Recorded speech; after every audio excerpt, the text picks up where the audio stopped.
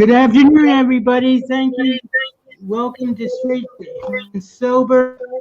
Uh, we are live, and I'm Dale Walsh, the poetic warrior of the mental health warriors, and today is my great pleasure and honor to have Miss Joe Patosi, whose book is called "When the Dust Settles," and it's a very moving, compelling story. Extremely well written, so well written that he was nominated by the author elite for the best memoir, and his story is like compelling and one of triumph over adversity and a very difficult and dysfunctional family situation with four brothers and a sister, Joe. Yes, sir. Oh wait, four brothers and a sister, and his book is the story of his youth as a battered or abused child, and growing up with two abusive parents. And it's a great pleasure to have you here today, Joe. Thank you for joining us. Thank you, Dale, for this opportunity. It's an honor and a privilege to be with you today. Thank you so much. Well, we're happy to have you on, and basically, why don't we well why don't we just start with the nitty gritty and what uh, I've read I didn't get a chance to really completely read your book because my time has just been so busy, but I did read more than half of it, and it was totally compelling and totally.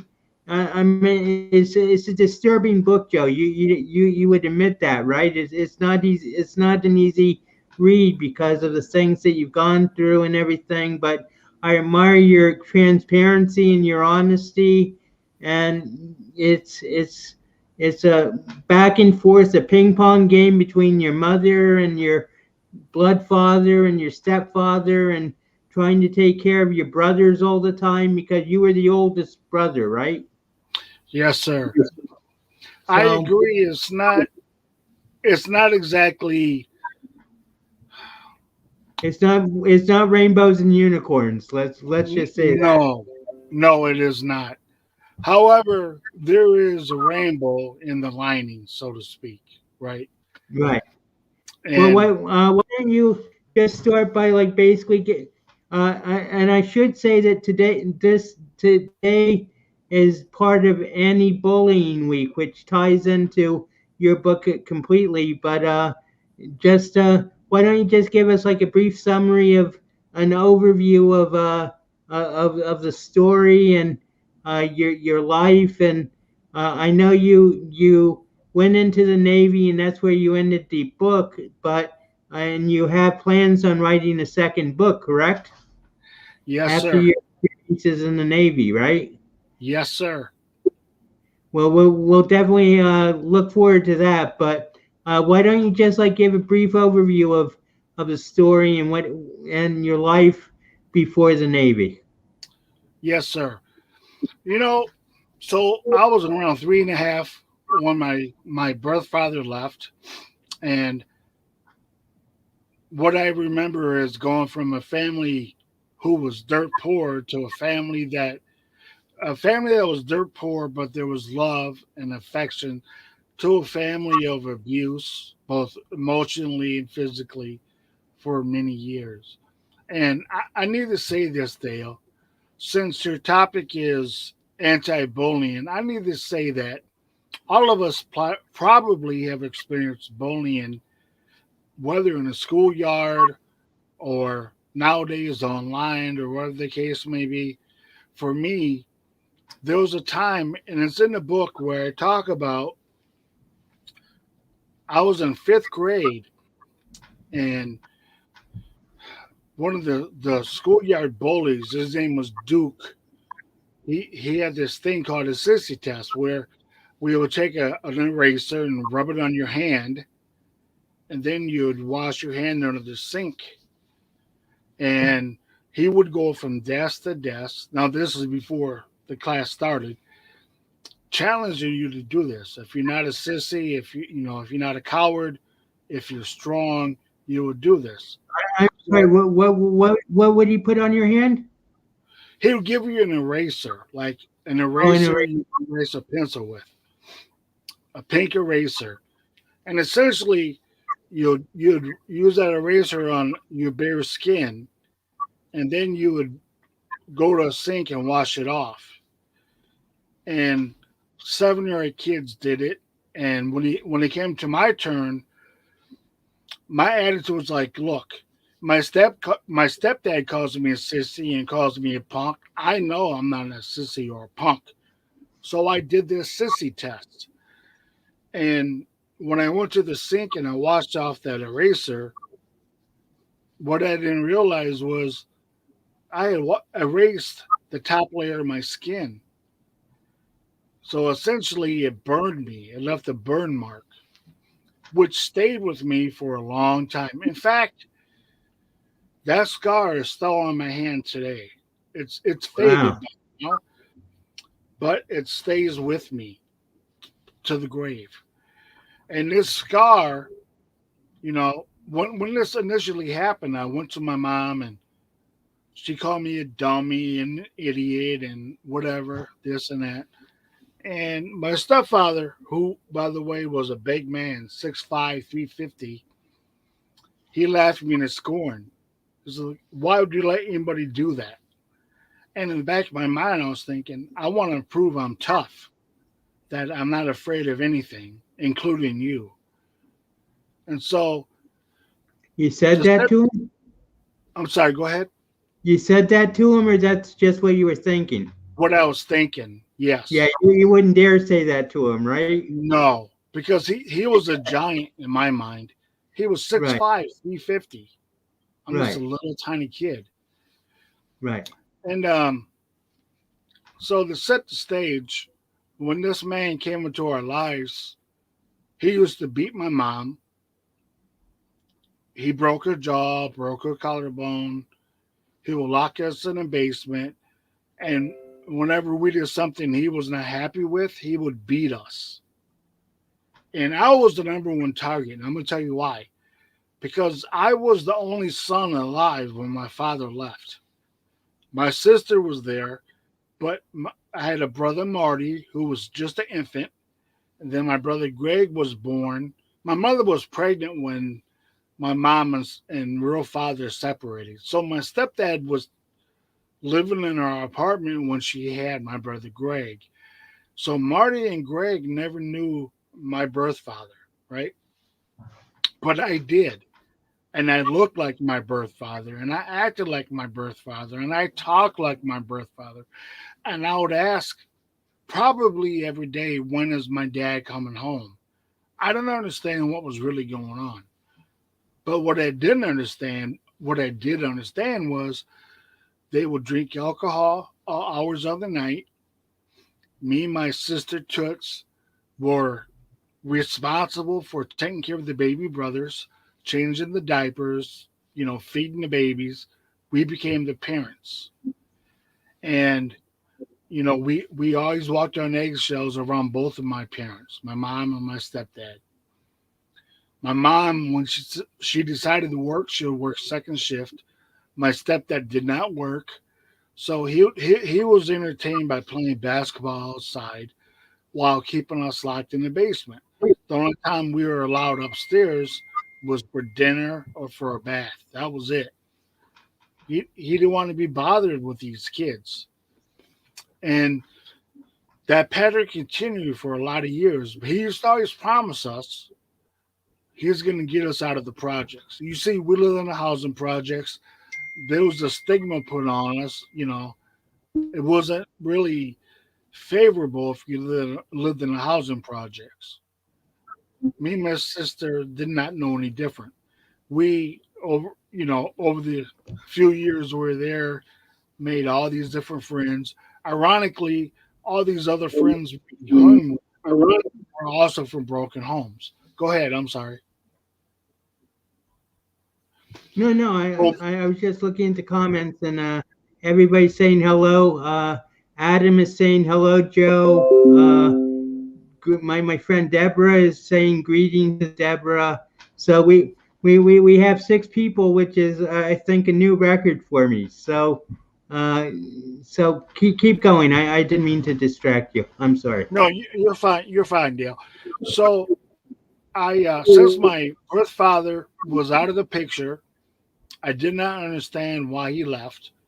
I used to dream he would show up like in my sleep. I could dream I could fly. I would fly to wherever he was to be with him. But the speed up the story. By the time I was in school, as I would walk to school, I would always, I would never make haste. I would rush to school because in school, I wasn't beaten, I wasn't belittled, I wasn't locked in the room. I felt safe. It was when I It came was home. your refuge. It was your refuge. Absolutely. School, and there was a local church I would go to after school program where I found refuge. It was when I came home, you know, there, I mentioned bullies earlier. Most definitely there was bullies in the area, but the biggest bully I had to deal with was my stepfather. The four Right. walls in which I live. He would pick on me. He would alienate me, especially in front of his friends. He'd make a fool out of me just to get a good laugh. That was his form of entertainment. He'll drink a fifth of E&J brandy as he would punch me in my chest and irritate me and just make a mockery of me, of my existence. To make So matters worse, how mother was the second bully in the household. She never came to protect me. She never came to defend me, to come along my side. So when he was in bullying me, it was her. And so I've dealt with that for a lot of years of my life. And my stepdad promised us, he said, I'm going to get us out of the projects. So eventually we moved out of the projects, moved to the west side of the town in which we lived. Ironically, it was right behind another set of projects. And you've heard of this adage, a house is not a home, right? right? So we get into this new house, but nothing changed. The drinking got worse. The physical abuse toward me and my sister and my mother continued. And the bully on the block, my stepdad in particular, became more brazen. He became very, it was almost like a laughable thing. I never shared this story with Adam. I interviewed with him some time ago. But what my stepdad would do, sometimes we'd all sit around in his study and watch a movie or watch a TV program, and I'll fall asleep on the floor. And what he thought was funny was he would stick his feet in my mouth, right? And Wow. yeah. And he goes, now it's your turn. He'd have my sister and my brothers do it because he thought it was funny. And obviously I'd wake up and I'm like, what the hell's going on? Why are you guys doing this? So I was a target all the time. And it never ever ceased. So I mentioned before how my stepdad never worked. I had a job in third grade, sweeping a parking lot. Now in fifth grade in this new neighborhood, I got a job as a paper boy. And through that job, I with these different clients, I got jobs to shovel their snow in the winter. I made a ton of money, right? And I'll give the money to my mother, and I'll stash the money for myself. And it came to a point in time where my stepdad would demand the money I gave my mom. He would forcibly take it to go buy liquor or to go buy marijuana or whatever. And it got to a point in time where I said, you know what? I don't need I don't need to continue supplying his habit, to give money so he can go get high or drunk or whatever. So I quit the paper out. And on a particular night, he questioned me about this, why I quit the paper out. He pulled his 38 caliber handgun on me and pulled the trigger.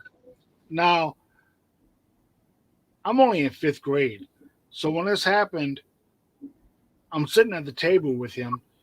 I pissed my pants. I was so scared. I thought he was going to shoot me. I didn't know he was playing Russian roulette. I didn't know what Russian roulette was. Right. And I ran downstairs and I hid behind the furnace because behind the furnace he could never get to me because he was too big. So this was the type of stuff I dealt with on a regular basis, you know. And Well, it got to the point of the time where the bullying continued and continued to the point that my breaking point was when he pulled that gun. I decided to take my own life. For the next month or so, I'll contemplate how I can do it. Step in front of a school bus, step in front of a dump truck, a cement truck. I don't know. We live by a busy street. I'm in my mind. That's all I can think about. I need to take my own life. And it was at that point I believe God said, you need to be there for your sister and your brothers, in spite of what it looks like, in spite of what it feels like. Just persevere. Never give up and never lose hope. So that's why I say your condition does not have to be your conclusion. Whatever someone is going through, how terrible it may be, please don't give up. Don't lose hope. Dust yourself off and move on. I know it's easier said than done. That's why there's therapists out there. That's why there's counselors.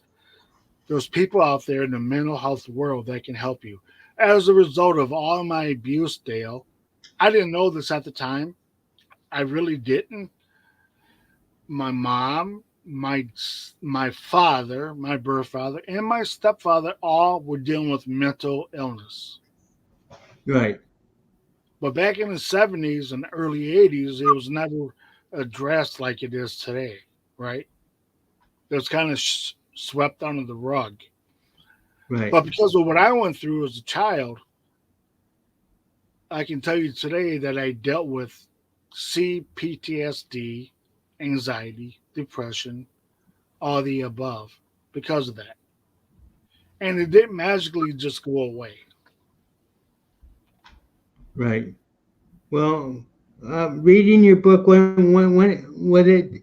There were two like significant incidents in Dubuque with your grandparents, and I thought that the one where this was one of the most poignant stories in the book was when your father, your birth father, came to, I guess, your grandparents' house while you were in Dubuque, and you spent the day with him, and basically it ended up that he took you to a bar, and he just kept getting more and more drunk, and he gave you $1 to play tunes on the jukebox, and you used it. You got change, and you called your grandfather and got picked up.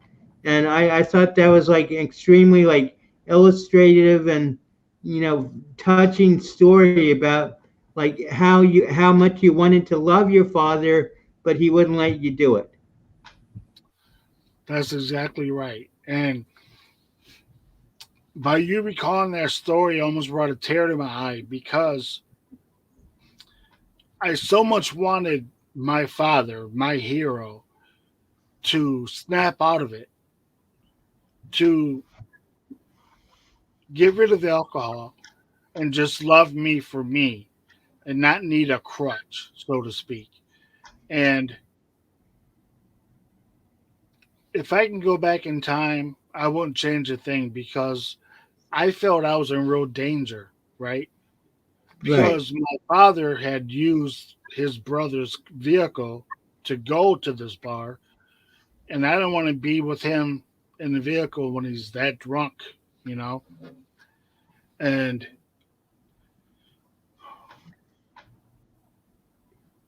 it's just really tough, man. It was a Well, tough time. that story really highlighted me for me the not only the conflict for between you're wanting him to get better and his own like self-destructive tendencies, but also just like the almost hopelessness of your situation and your inability. How old were you when this happened? You were like 8 or 9, right?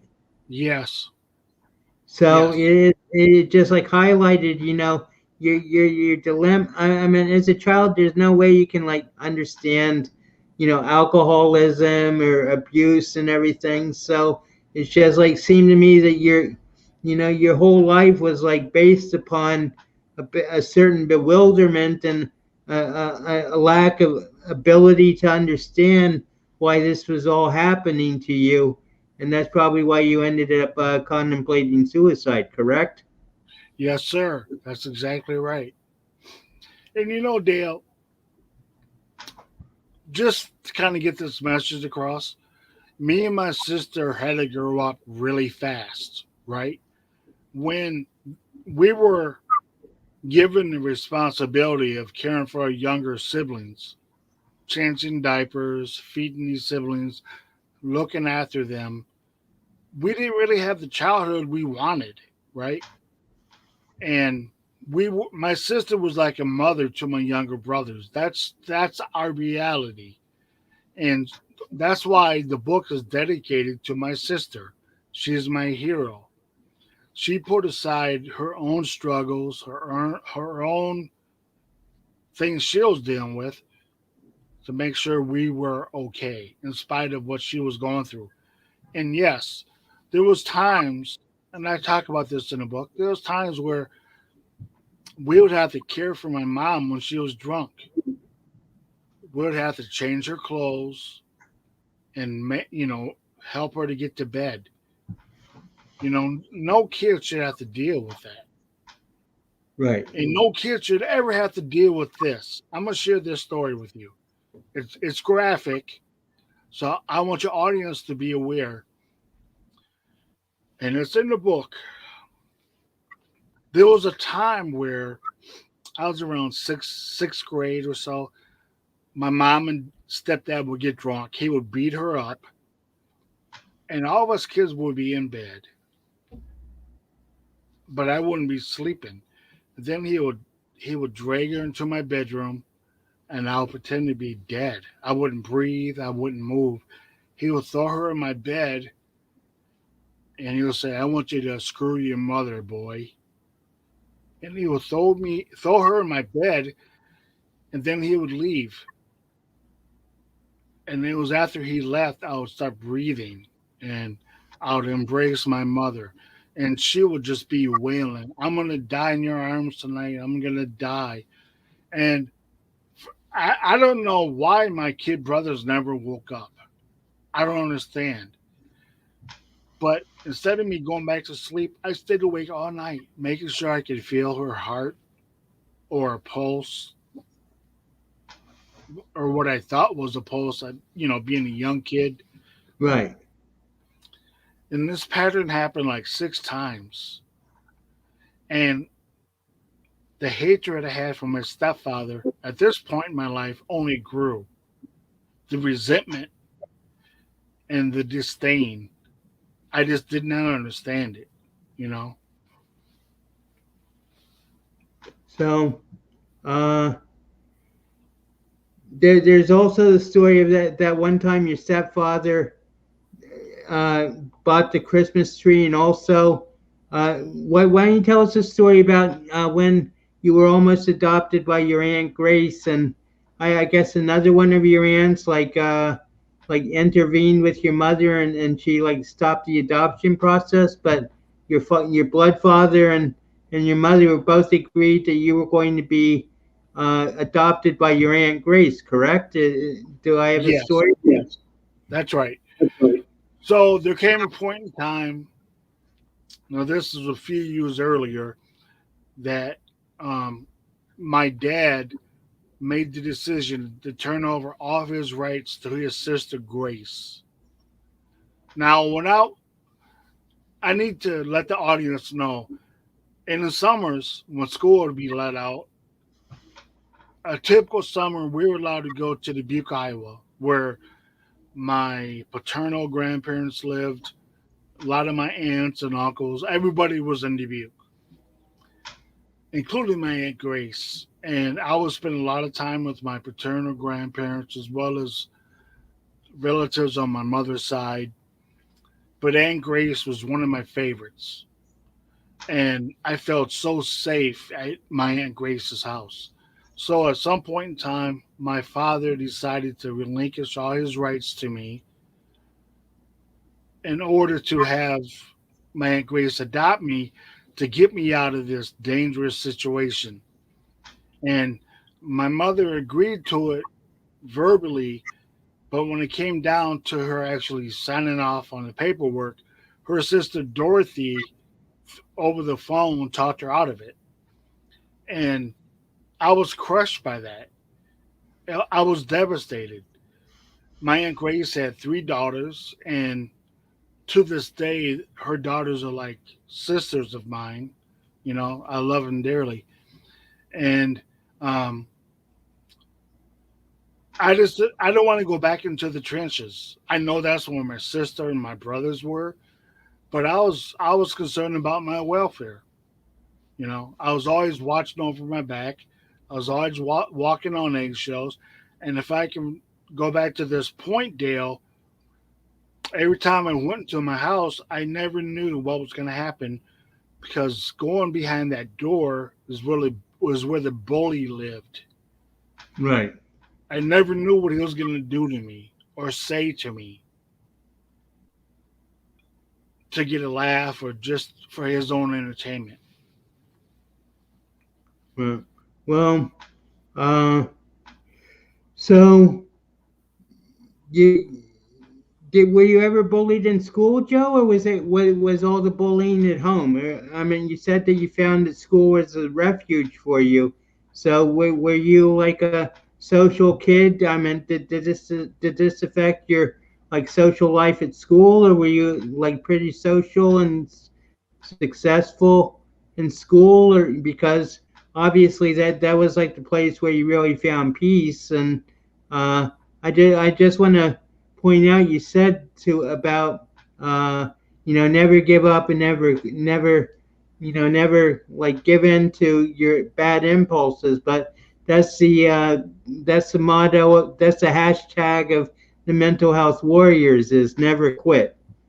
So you're among friends here, so uh, but you said that you realized that, but everybody seemed to be mentally ill. When did that revelation occur? Well, if I can address the first question, so in school, um, I think there's a direct correlation between how I was treated at home. Um, I was one of the quiet kids in school, right? I stayed to myself. I had some friends, but I was so afraid that these other kids are gonna say what my mom and stepdad have told me all these years. You're ugly. You're stupid. You're worthless. You're never gonna be nothing. Including girls that I liked when they came to high school, they're gonna think the same thing. So why waste the energy on trying to pursue these relationships? But when I got to high school, I did play sports. I played football in eighth grade. I played football in ninth grade and wrestling, and I wrestled in 10th grade. But I guess for me, I found a connection with the guys on the wrestling team. The coach was more like a father to me. He kind of took Right. me in, showed me the ropes, and was there for me. But generally speaking, I was the quiet kid. I didn't feel like I was worthy. I had low self esteem, low self worth. I didn't go out for like homecoming king. I didn't go to the homecoming dance or the prom. No one asked me to the prom.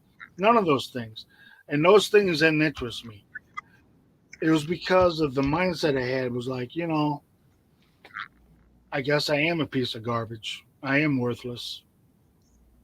So live with Right. it.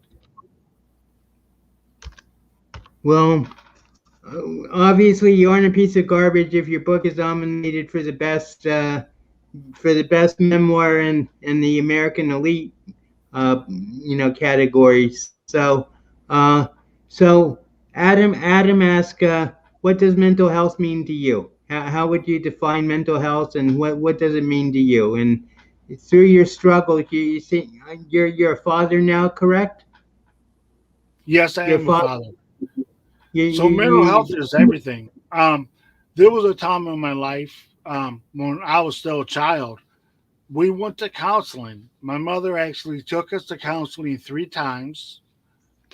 And believe it or not, Dale, all 3 times, my mother, when things got brought up, my mother squarely pointed her finger at me and my sister. Everything was my fault. Everything was my sister's fault. The reason we had no food was my fault, my sister's fault. The reason my mother was beaten to a pulp was my fault.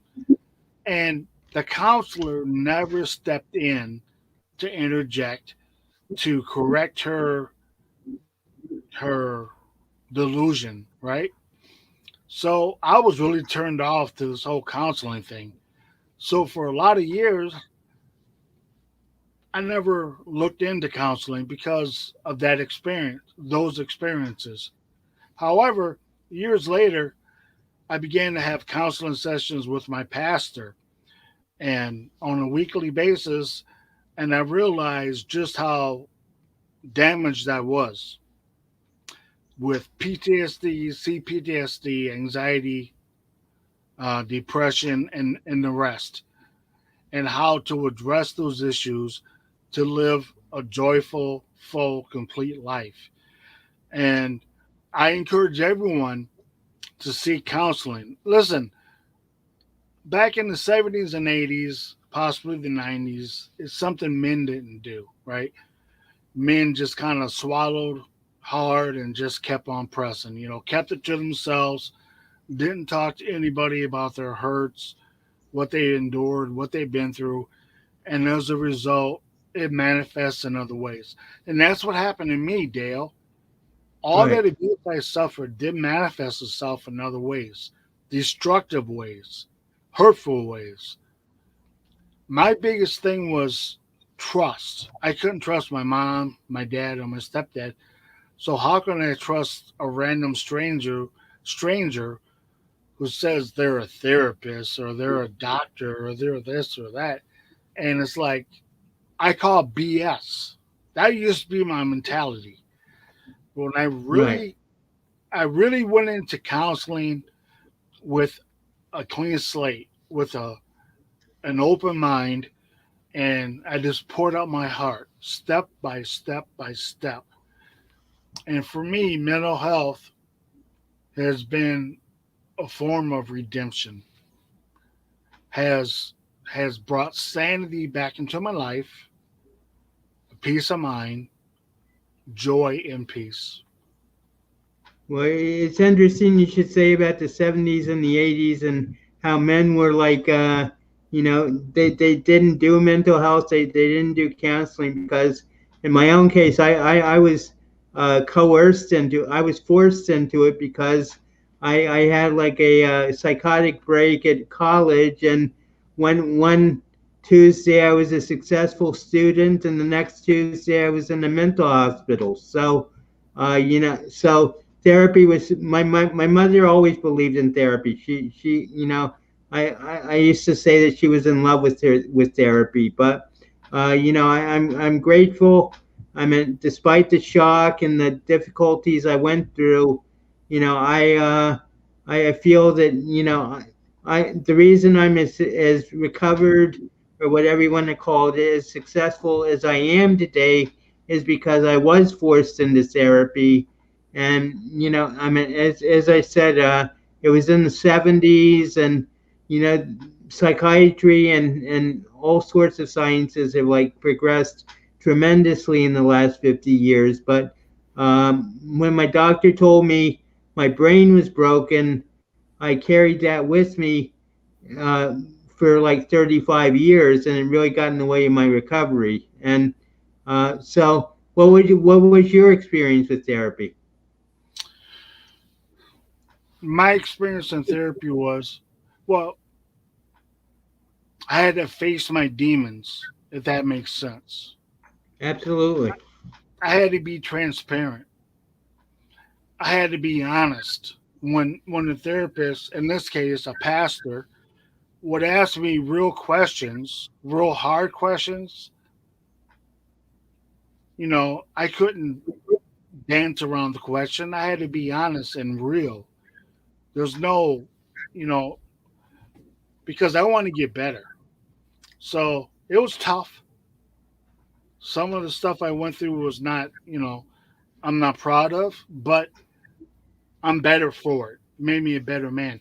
If I could say something, Dale, not to interject your flow here, but I No, you said it's something your about show, Joe. It's your you had show, a Joe. okay, Go on. you had a you said you had a break in college, and that reminded me of this young man. I worked at the university, and this happened about less than 2 years ago. I was walking down a hallway, and I noticed one of these large mirrors were broken, and I heard a door slam. So I felt compelled to clean up this glass so no one would get cut and whatnot. And then this young kid comes out and helps me clean it up. He goes, "Hey man, I broke the glass," and I could tell he was troubled, by his body language and the things he was saying. And I could have left it at that. I could have cleaned up the glass and went about my business. But I didn't do that. He went back to his room and I knocked on his door. I said, "Are you okay?" I said, "Can we talk?" And we started talking. And I said, "Hey man, I want to let you know I'm here for you. I might not be your coach, I might not be a teacher, but I am here for you if you want to talk." And he started crying. And he goes, "Man, I'm really hurting. I'm having problems. I'm hearing voices." So what happened was that propelled me to go down and talk to the counselors and the coaches, and they um, got him to the hospital. Long story short, it's kind of a sad situation, but he was diagnosed with, I believe, bipolar Right. schizophrenia, and he left school and went back to California. But I kept in touch with him through his friends and his mother because I care. He's a complete stranger, and that's what I want to tell your audience, whoever's listening. We need to not be so full of ourselves that we think we're better than the next person, the next man, the next woman. We see somebody that's hurting or they just need someone to talk to, make yourself available. And no, you might not have all the answers, but you can point them in the right direction. Because this kid he was on the baseball team. He had high prospects. He was going to AAA Iowa, as far as I knew. Super talented kid, but his brain, his mind wasn't right. But I cared. I never met this young man before, but I conveyed a message to him. Man, I'm here. If you want to talk, I gave him my phone number. You know, and then once he went to the hospital, and then he was discharged, and his mother decided to take him home. His mother sent me a message saying, "Thank you for looking out for my kid," and that's what it's all about. And everything going on in the world today, we're all dealing with COVID and inflation and all these issues. Please slow down, pay attention, and if you see your fellow man is hurting, and you see your fellow man needs someone to talk to, or if they need material things, if you can provide those, please do that. Because at the end of the day, you guys, we're all in this together. Am I right, Dale? Absolutely, and it, it shows your nobility, not only your nobility, but also that sense of caring and concern that you said. Like basically let you be the father to your four little brothers. And uh, I think that was like that was like a positive thing that was inculcated into you by your father and by both your father and your mother and the stepfather is this sense of caring that is palatable, and your sense of like concern for other people. And I think that's why the book is so successful and it's such a powerful read because there's always that underlying theme of I'm despite the circumstances, I'm not going to stop caring because it would have been very easy to stop caring. I'm glad you said that, Dale. You know, when I was a kid going through that situation, I wouldn't say I was an introvert. I still cared about people, but I kind of was very withdrawn and not very outgoing. Now I'm the complete opposite. And that's why, I've been in ministry for so many years. Up until recently, I was a college and youth pastor. And it's a funny story, but I'll just make it short and sweet. I remember we had a cookout coming up at our local church, and we were targeting the college population. And I was with both of my boys, and we were driving down the street, and I saw a bunch of college kids. So I pulled over and I parked the truck, and my kids stayed in the truck.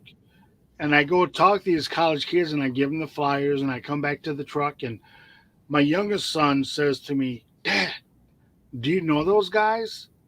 I'm like, "No, why?" He goes, "Well, you were talking to them like you knew them your whole life, like they were your best friends." That's the key, Dale.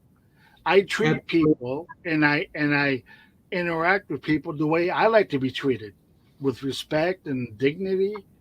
We might not have a lot in common, but at the core of our existence, we all have the same desires, right? And we're all one ultimately. So Yes, uh, sir. I'd like to not to change the subject, but just to get this in before the end of the show is, could you tell us the process by which you came to forgive your father and your mother for all the things that it had built up for so long, over the course of your childhood and your feeling of abandonment by your father and the abuse of your mother, and could you just Sure. like relate the Real process of quick, forgiveness? sure. And by the way, forgiveness is huge for our mental health. Right. I'm sure you agree with that. Not just forgiveness for others, but forgiveness for ourselves, to ourselves when we make mistakes. So, in my book, at the end of the book, I do talk about how I found forgiveness from my father because remember, he was my hero. I love this man. In spite of his shortcomings, in spite of him taking me to a bar and he got drunk and most of our encounters he was drunk. I love this man, right? It was at a point in time at his sister's house, Grace, she explained to me that he had some shortcomings. He was born with a hole in his brain, and when he was 13, he got hit by a truck on his bicycle. He had a major skull fracture. He almost died, and that left him with a lot of deficits. He was a handsome man. He looked good on the outside, but mentally he had some shortcomings, right? But anyway, she explained this story and she kind of relived or she kind of rehashed why my father left. And why my father left my mother was because my mother was having an affair with my stepfather, and my father didn't have the coping skills to deal with that. He didn't know how to address it. He didn't know how to handle it. His only tool was to run away. So that's what he did. In terms of my mother, because I loved her. Oh, going back to my dad. So when my aunt Grace shared that story, through my tears, I finally realized my dad. I finally realized what was really going on, and I completely and totally forgave him. Completely. No reservations. In terms of my mother, because I loved her, I thought I forgave her for all the indiscretions over all the years. But when I went into adulthood, I discovered I carried this emotional baggage with me. These emotional scars that will manifest themselves in some choices I made that were not very productive or good. So, fast forward, when I became a father, by this time I was a born again believer in Jesus Christ.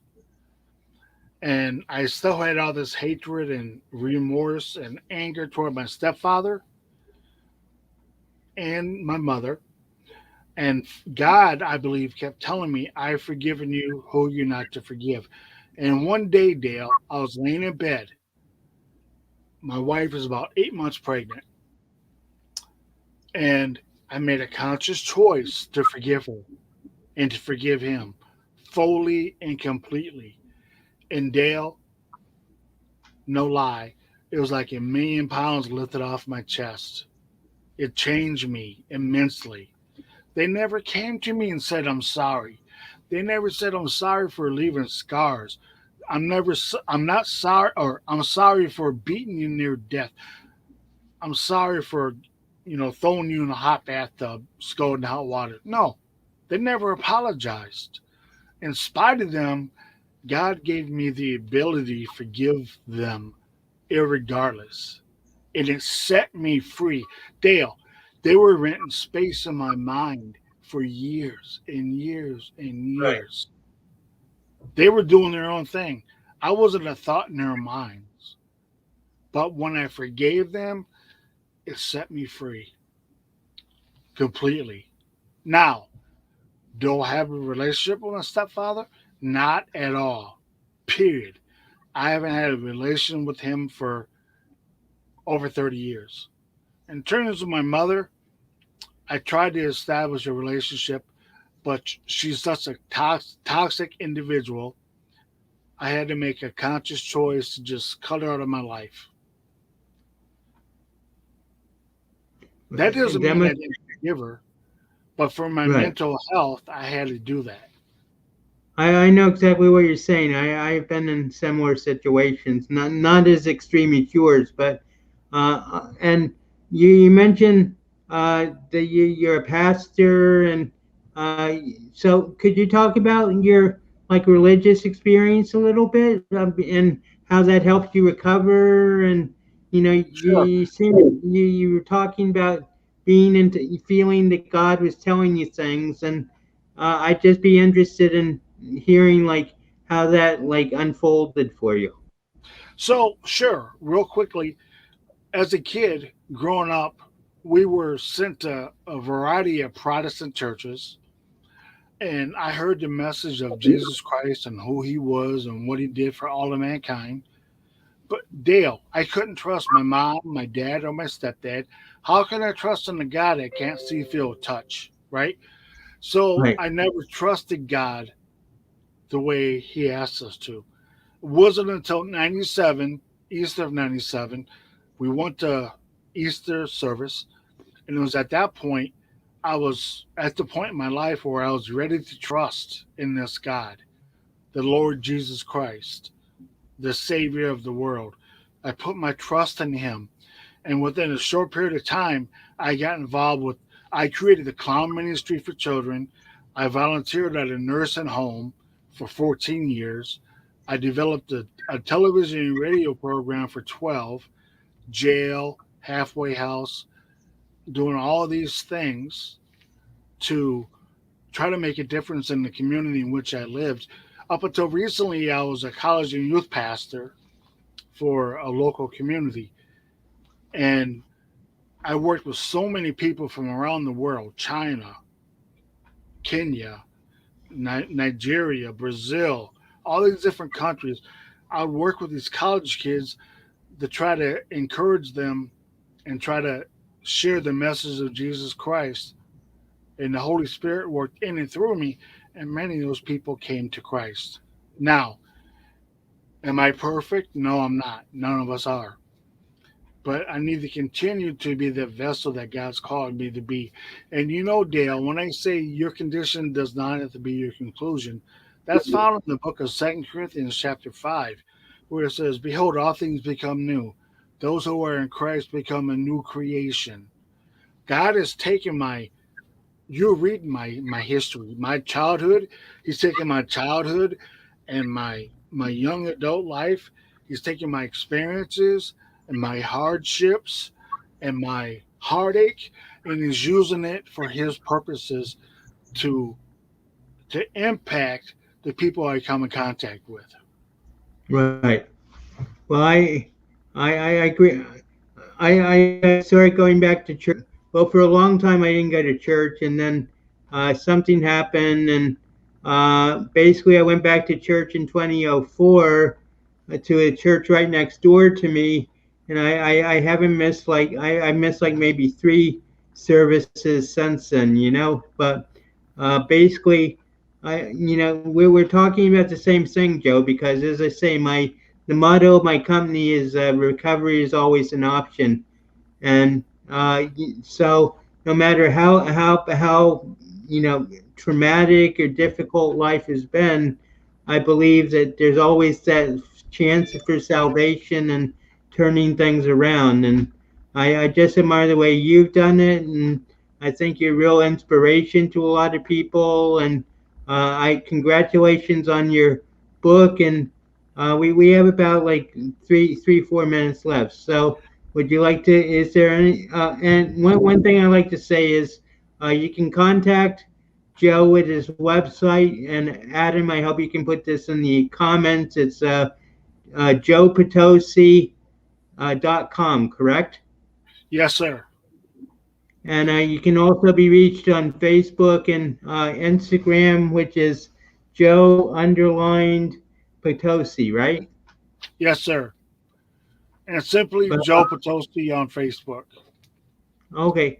So basically, I thank you for being on the show today. I think it's been very enlightening, and it's right in tune with anti-bullying week, because most people think of peer bullying, but they don't think of like parental bullying and all sorts of other bullying that can go on. I mean, and of course, it's become a big social media issue because people have like been driven to suicide by bullying on the internet. So, uh, but I Can think I? How much time sure. do we have left, Dale? We have like 5 minutes. Okay. Can I interject something real quick? We one that's right Sure. on my mind. It's All your right, show. you guys, thank you for tuning in. Dale, Adam, I love you in a very special way. And all your mental health warriors, thank you. I love you for your work. Believe me, it's not going unnoticed. Sometimes we feel like, why continue? Why should I keep doing this podcast? What's the point? And it only takes one person, Dale, to see your podcast, past, present, or future podcasts, that can change that person's life. Please don't give up. I know it's easy to get discouraged. That goes to you too, Adam. It's easy to give up. But I'm here to tell you, please don't. Because you guys are the lynch key. You guys are important. We need you to continue the good work. And if I can be more of a part of your organization, I'll be honored and privileged. Now, listen. So, Joe Patosi, When the Dust Settled. It's on Amazon, Barnes& and Noble, Zoomline Press, JoePatosi.com. I want to say something to you guys. When it looks so bad, when you want to just give up and throw away the towel, throw away your whole entire life, you feel like your value doesn't matter. I want to tell you one key thing: your value is unmeasurable. Your worth can't be accounted for because in the community you live, no matter where that is, it doesn't matter if you're in the States or the UK, Australia, it does not matter.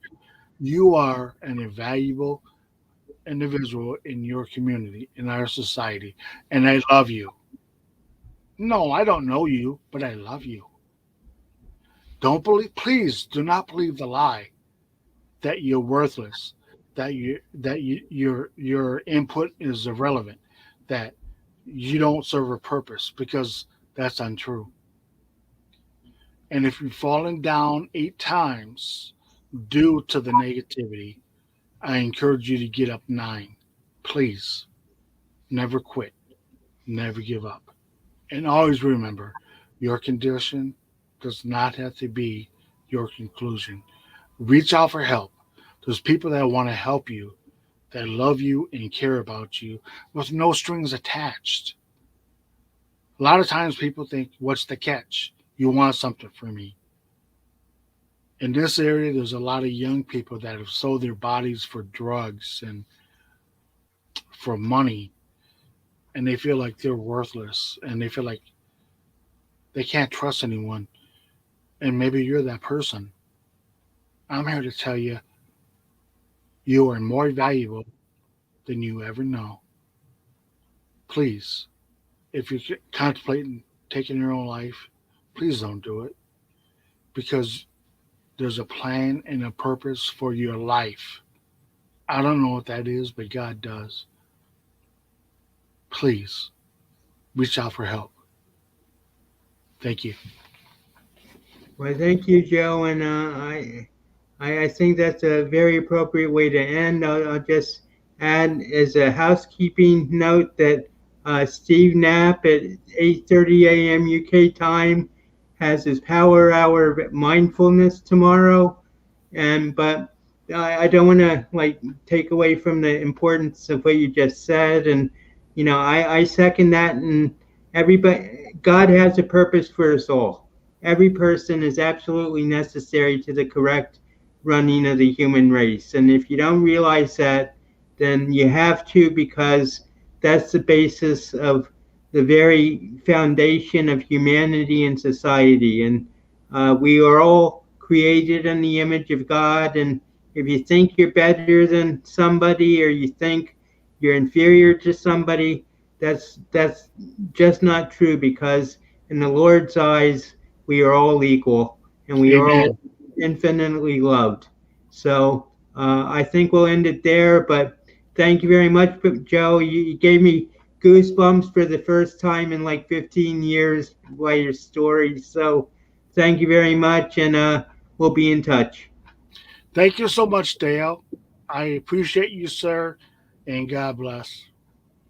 God bless you too, Joe. And buy his book. I read his book. It's a great book. It's very moving, and it'll give you a lot of insight, no matter how bad you think things are. Because you had it just about as bad as I've ever heard, Joe, and you've come out like extremely well and beautiful. So thank you. It's only by God's grace, sir. Well, you did all the work too. So is Yes, but sir. God gave you the grace to be able to do the work. So God bless you, and God bless everybody. And have a good night, and we'll see you next week, I hope. Okay, bye.